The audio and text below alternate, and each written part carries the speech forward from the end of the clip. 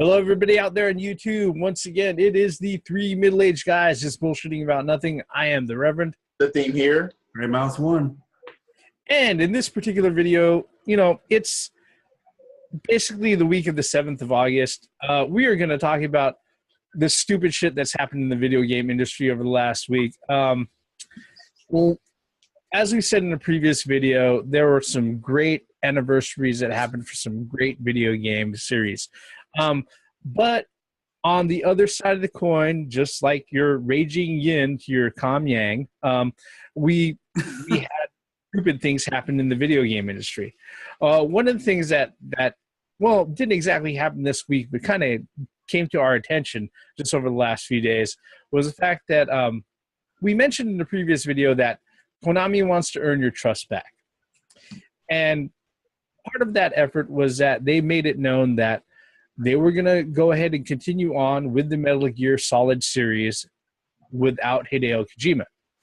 Now, it was bad enough that they went out of their way and they made a poll a few months back, and they were like, hey, look, we've got this great big classic set of library of games. We want to know what gamers are interested in as far as what we can go ahead and remake or relaunch or stuff like that. And a lot of people said, hey, look, why don't you go ahead and redo, I don't know, Metal Gear Solid 2 or Metal Gear Solid 3 on the PS2, re-release them in high def. And Konami went out of their way and said, hey, that sounds really good. And then they made a fucking pachinko machine, which pissed people off. All right. Then over the last few weeks, they said that, no, they're going to go out of their way to continue making the Metal Gear games, that they're going to really, really, really go out of their way to make a Metal Gear game. And rumors so far as of this time is that Ninja Theory is going to be the developer behind it. On that. Bullshit, first of all. Listen. Fuck Konami. Okay. Fuck Konami. I agree. Right. If you're gonna a Metal Gear without Kojima, all right, I want to see that. We haven't had one of those ever since the NES version of Metal Gear. So, and that was involved with that. Yeah. What? No, he was involved with Metal Gear. I thought it was just I didn't think the NES version. I thought the MSX version, yes. Well, it was all based off the MSX, but I think the one that there was one called, there was a sequel to it that was released out on the NES. Solid Snake. No. It was just Snake's Revenge. Yeah, Snake's Revenge. I don't think he was involved with that one at all. Okay, but the port for Metal Gear from the MSX version to the NEX version was so fucking butchered. Uh-oh, the truck has started to move. But it's just a Metal Gear without Kojima involved in it. What about the voice actors? Are they going to be returning? Is David Hayter going to be Snake or Big Boss, or is Richard Doyle going to return? Look, what direction can the story go after that? That's one of the things that a lot of people. That's one of the things that a lot of people have been asking, because the thing is that after let's see here, Metal Gear Solid 4 and Ground Zeroes, the way that it was pretty much finished up is that it was like, well, this is pretty much the whole story self-contained. I don't know where they're going to go after this. Are they going to HD remix certain ones and then put them out? This is fucking Konami we're talking about here. And okay, let the Metal Gear aside. To say that, okay, we want your trust back and we're going to go back to that, you know what fucking games that we want. You know what fucking franchises that we desire. You know it. Why the fuck are you asking that? Why the fuck should we ask for a Castlevania? Why the fuck should we ask for a Contra? Why the fuck should we ask for a Metal Gear? That makes no sense in any gaming conversation whatsoever. You know what the fuck we want. Make them good, release them, and take our fucking money. That's basically the conversation there. So I don't bring back Double Dribble. Fuck. Blades of Steel, maybe? If you're gonna insult us, and don't pachinko machine these things. Oh yeah, Blades of Steel pachinko machine. Oh yeah, okay. Double pachinko, double dribble. Yeah. Metal pachinko solid. Yeah. Oh, pachinko Vania. Yeah, it's gonna happen. And instead of the silver balls, they're gonna be red. They're gonna be red hearts. Yeah, exactly. Some shit like that. But that's insulting to me. Fuck that. No. That insults me as a fucking gamer to ask, hey, what do you gamers want? What do you gamers want? Even though these motherfuckers have been out for decades producing shit that we want and want sequels of and played, and they know what the fuck. That's a stupid fucking question. What about you, Gray Mouse? What are your thoughts on this? I honestly think that Metal Gear series can go on without Kojima. I mean, I really do. It really depends. What I recommend Konami doing is tread lightly, but don't be afraid of changing things up for the better. I mean, maybe there's some things that whoever becomes the head of the Metal Gear Solid series after, he could take Metal Gear to a different, where that maybe Kojima didn't go. So I'm looking for it's like a double-edged sword. It could be good or it could be absolutely garbage. So, I mean, I have no problem with any game and any company can do that. So, yeah, I have no problem with you got these people that are hardcore Kojima only. Only Kojima could do Metal Gear Solid. Only you guys need to get that out of your mind. He moved on to bigger and better pastures. He's no longer with Konami, and so he's doing his own thing now. And Konami still has that IP everywhere. Huh? I say, yeah, he's gone to handprints everywhere. Yeah, and Konami's going to move that. I hope they move that franchise forward in a better way. Yeah, I mean, let's just be honest. So one thing that a lot of gamers fail to realize about Kojima, love him, hate him, or anywhere in between, as much as you respect the guy, his efforts as far as what was there at Konami and everything else, putting together the Fox engine and going into developing the Metal Gear Solid games, and that's just one set of games over the last few decades, yeah, or the last decade, went way over time and $40 million over fucking budget from what Konami initially expected. Yeah. Okay. And, be as harsh as you can with Konami as far as being a publisher. And we've said this many times before. The problem with a lot of video games, or the biggest problem in the game industry, is the fact that it's a creative process controlled by bean counters. All Mm-hmm. right. And the bean counters at Konami have made it very, very obvious that they don't care about AAA titles, which pulls the requisite fuck Konami. All right.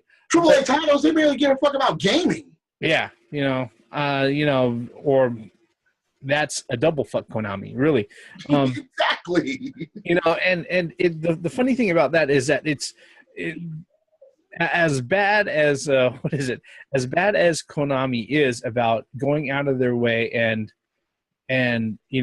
being really cutthroat and being such huge fucking bean counters about it, there is a flip side to it.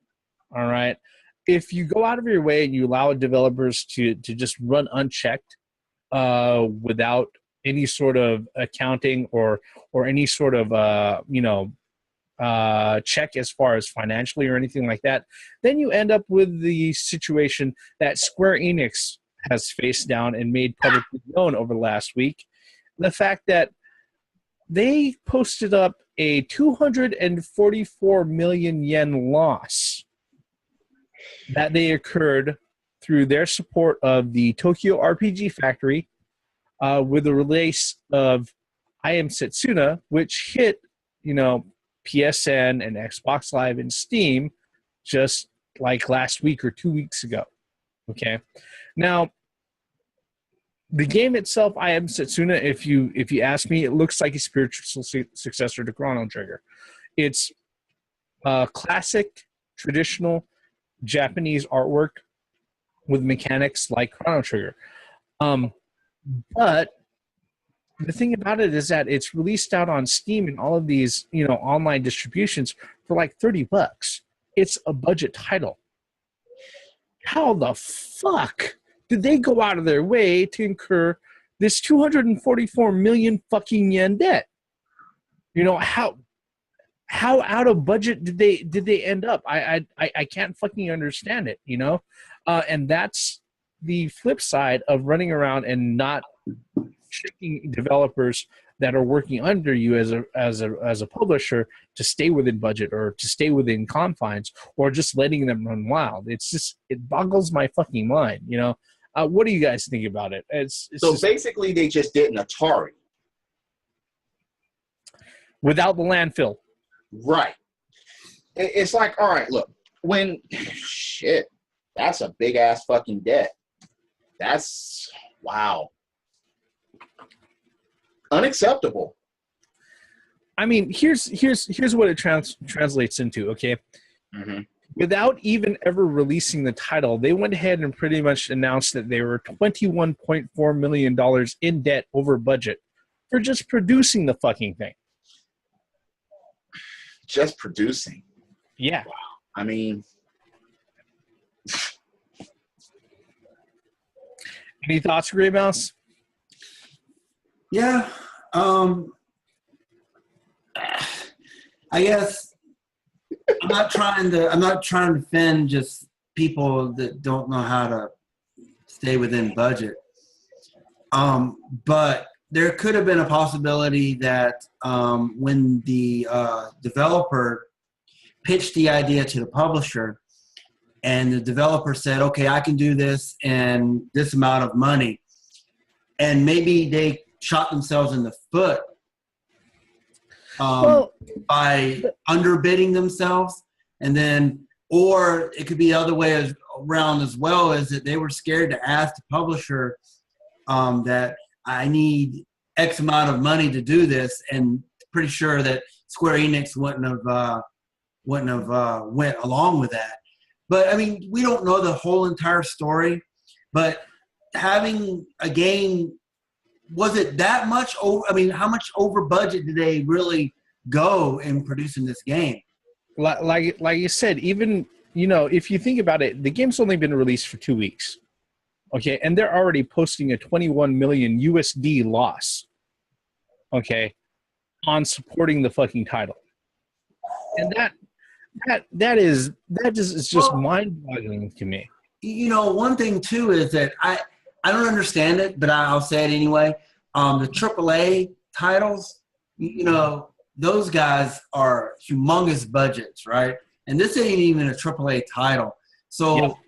That's where I'm kind of scratching my head about, is like, how can a B-list game, so to speak, occur so much debt? Yep. I mean, here's the thing. Why did Square Enix allow that to happen? Here's the thing. The Tokyo RPG Factory looks like, from my research, it looks like it was a studio created by Square Enix, and it was staffed by people that they found. Basically, it was a budding studio that they wanted to go out of their way, that was going to handle classic JRPGs, while the main the in-house Square Enix guys, or Square guys, would be working on their AAA titles, like the numbered Final Fantasy or titles or anything like that.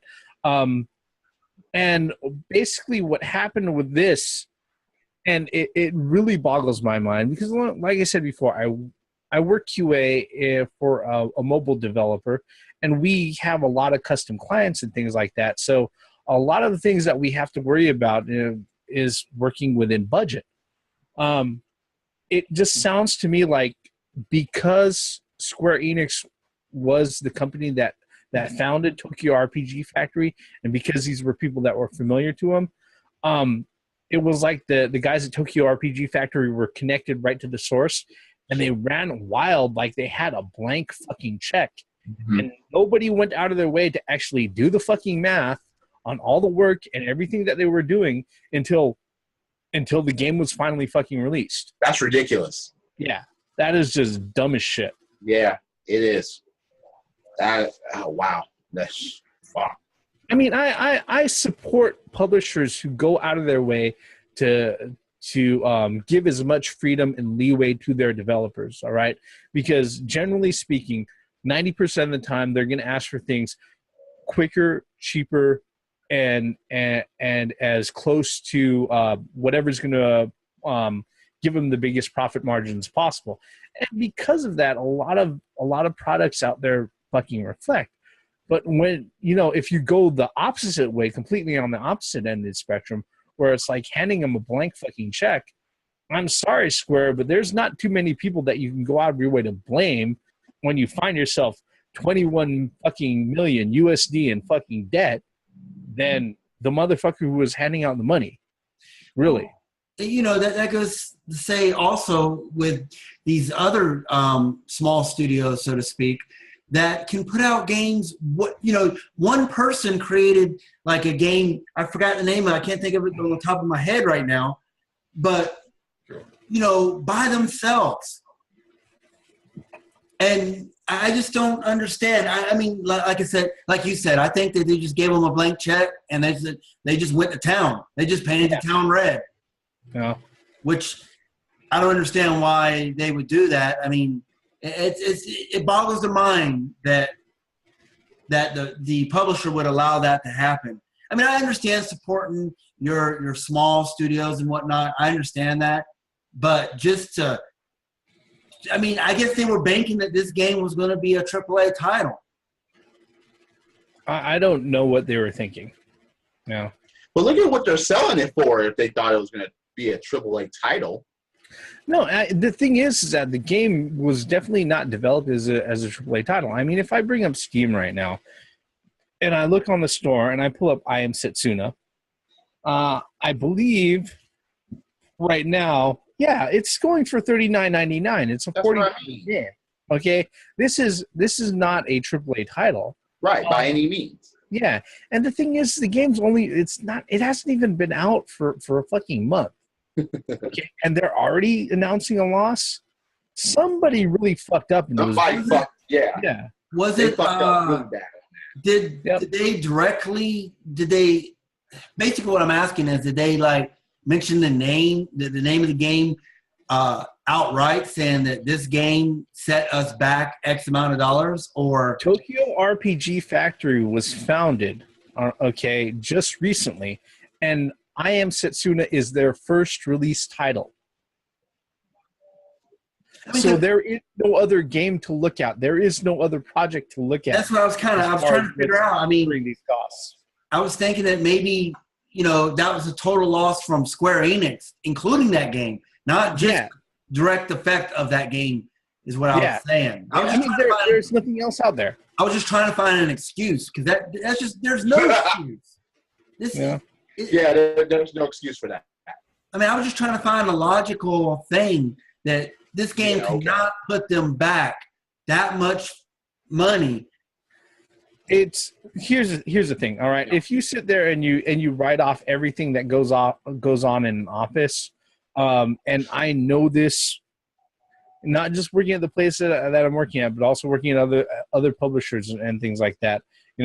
If you write off everything, like all the fucking weekend vendors going out, serving up dinner for all the employees and also fucking clients and shit like that, and all the other shit that you can go ahead and add on to the books that they're going to allow to happen, it can add up really fucking quick.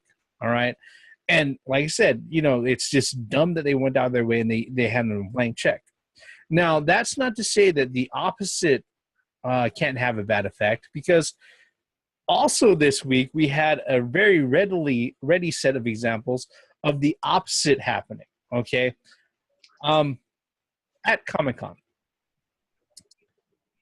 Activision went ahead and they announced that they were going to re-release Marvel Ultimate Alliance for PSN and Xbox Live and for Steam. These are games that were initially released out in 2006 and also 2008, respectively. Okay, they're offshoots of the. They came out of the X-Men Legends franchise, and that they started out on the PS2, the original Xbox, and everything else. And they're actually really, really good games. I have them. Well, they were released, and the PSN, the Xbox Live versions seem to be pretty solid. Although people had real reservations of the fact that these are 10-year-old games that are being released at $40 a pop. But wait, if you really wanted to get both of them, you could get both of them at $60 a pop. But then it came down to what was released on Steam and for the PC. There are huge fucking technical issues for the PC. Shit is just wrecked. What else is new? There's no fucking gamepad support. What the fuck? Really? All right. There's no gamepad support. The DLC characters that were available for both the first game and the second game are nowhere to be found. And both of them have like performance and graphical and sound issues. Okay. You have full game support on Marvel Ultimate Alliance 2, but you have no DLC characters. It looks like there's a solid video performance and everything else. But literally, if you turn it on, it sounds worse than listening to fucking Street Fighter Special Edition on the fucking Sega Genesis. All right. Now, if you imagine that with static playing in the background constantly, that's what it sounds like on the PC. Oh no! PC Master Race. Fucking Bobby Kotick and Activision pinching pennies. That was a quick fucking blatant cash grab. Yeah. Oh. No. Man. I mean, So they overpriced it. Yes. It has glitches in sound. It has glitches in graphics. And all of the DLC that was there available for everybody before is nowhere to be fucking found. So it's incomplete. Automatically it's incomplete. Yes. And no gamepad support. No, that's what stuck out to me at the beginning. That you have a game. Look. Not only that, but you can't remap the fucking buttons on the keyboard. Wait, what?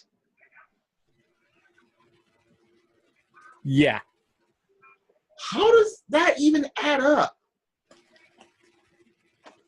It don't add up to $40, I'll tell you that.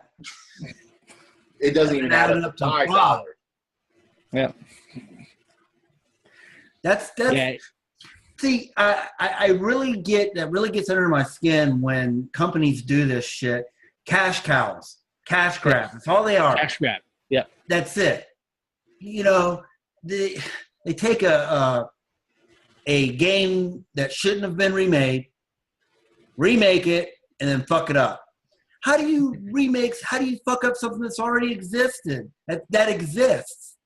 The mechanics are there. All you have to do is just port it. Yeah, copy everything that was great about it. Port it over. Yeah, you didn't have to do it. Yeah, you didn't even have to change. Didn't have to do anything new. Okay, wait, there's more? Here is the silly thing about it, okay? There's more. Marvel Ultimate Alliance released out a PC version back in 2007 that plays fine on Windows fucking 7 and Windows 8. I have a copy of it back there. Okay? And but on Windows 10. You know, granted, look, well, under compatibility mode, All right, and I'm pretty sure that there are people who've had their own hacks and fucking mods to go ahead and compatibility mods to go ahead and run it. Okay, that's But, fine. you know, Marvel Ultimate Alliance 2, okay, I can kind of accept that because it wasn't released anywhere else except for the consoles. And at the time that it got released was also around the time that Disney got a hold of Marvel, and then all the licenses went into all sorts of fucking confused shit. But yeah, this is just fucking blatant. It's a goddamn cash grab, and it's like, fuck, really? What the hell were you guys doing? You know, it was just dumb. It got so bad that Marvel's director of creative media and products got on the horn and went ahead and twittered out, yes, we know the state of Marvel Ultimate Alliance. We are working feverishly with our outside contractors and partners to make sure everything is corrected. Okay? In other words, the mouse with the deep pockets got really fucking angry and said, take care of this bullshit. All right? And Activision followed up and said, yes, we are going to be putting out patches to go ahead and fix everything. Yes, we're going to release DLC, so you guys were going to have fucking access to that. And they expect that to make it better. Yeah. And if they do it for free, you know, There. It's a make good, you know. See, again, this is a perfect example of waiting. Don't get a game upon release. Well, no, wait a minute. This is a re-release of a fucking game. The point about that, it doesn't make any sense. This is that fucked up. Yeah. It's a re-fucking release. It's not like it's a new fucking game. Well, no, I think it's a re-release. I think maybe one thing that we're forgetting to look at is that, you know, there's no excuse. I'll just go ahead and say that. No, but there's not. The fact that moving it from console or whatever onto PC, that is you know, there has its there was a PC version that existed before. The Reverend pointed that out earlier. There was a PC and he has it. So there's no excuses here. No. This is not something new totally for the fucking PC. To me, it seems like this was just a straight, like I said, a cash grab. That's all it was. It's not like it didn't already fucking exist. That was the Reverend's point earlier. Yeah. I mean, just copy and paste. Wait. Let me put you in this perspective. What if the NES Mini has the fucked up version of all of its games on the NES Mini? What if they don't work properly? What if it still asks you to blow in its fucking slot? That's hilarious. You still have to open the lid of it. Actually, the lid don't open, from what I understand. No. What he's just saying. I know. You have to blow into the USB port this time, or the HDMI. You have to blow into the HDMI slot in order to get this shit to work. You know, but the point would be, you already have this shit that fucking exists on more than one device. More than one platform. Right. The virtual console. So you mean to tell me that motherfuckers can make emulators and you can't even emulate your own shit? That would be embarrassing. And that would equivalent to this. Yeah. This is garbage. Yeah. I don't know. Like I said, it's just funny. I mean, because the thing is that what a lot of people may not get is that we are not negative Nancy's. I mean, shit. We spent quite a few over the last few videos that we put out over the last few weeks, extolling the grand efforts and graces, sucking the dicks of fucking publishers and game companies that did really good shit. All right. Maybe not that much, but you know, at least we went out of our way to go ahead and recognize it. Well, wait a minute. Here's the thing about it. Bullshit should be called out when there's bullshit. Yep. Period. Nothing is above scrutiny. No. Nobody is above. And no one is above scrutiny either. Nope. If there's stupid shit that happens, it should be pointed out, regardless of who does it or what does it. It's just as simple as that. Nobody should get a pass. Nothing should get a pass. Oh, we like this so much that it was a good game. Sure, they fucked up on this, but I love it, so I'm not going to talk about it. Fuck that. That's what fanboys do. Yeah. Yeah. Those are, no. Hey, you know, that's crazy that they had something to copy and paste from direct from the same platform. Yep.